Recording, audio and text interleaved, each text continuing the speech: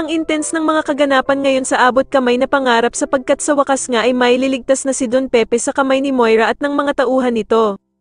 Dito nga ay matagumpay na napuntahan ng mga pulis ang hideout nila Moira at naitakas nila ang kawawang si Don Pepe. Samantala ay makakakuha nga agad ng tip si Police Officer Gonzaga kung saan nagtatago si Moira at ang mga tauhan nito. Kaya naman ay agad niyang sasabihin kay Doc Robert at Giselle na nakahanda na nga daw ang mga tauhan niya para lusubin ang hideout nila Moira.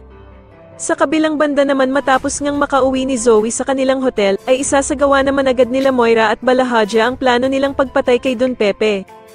Nanginginig na tatanungin naman ni Don Pepe sila Moira kung saan siya nito dadalhin, at sasagutin naman siya ng bruhang si Moira na dadalhin nga daw siya nito sa impyerno.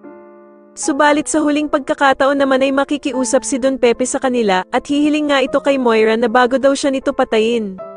Samantala ay masasagap naman ni Annalyn ang plano ng pulis na si Officer Gonzaga na pupuntahan nito ang location kung saan nandoon ang dumukot sa kanyang lolo Pepe, at dito nga ay sasabihin niya kay Doc Linden na susunod daw siya dito.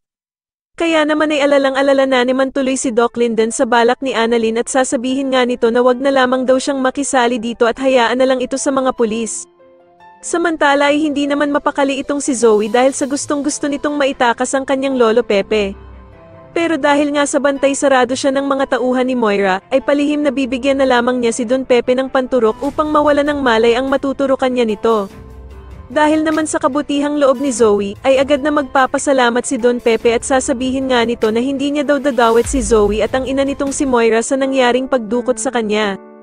Sa tingin niyo magtagumpay naman kaya ang gagawing pagligtas ng pulis kay Don Pepe at dito na nga kaya talaga siya tuluyang makatakas, mas lalo na nga talagang nagiging exciting ang mga susunod na kaganapan kaya naman ay mas lalo pa nating abangan ang mas lalong gumigandang abot kamay na pangarap. Maraming salamat po sa inyong panonood at sana po ay mas subscribe niyo ako. Maraming salamat po.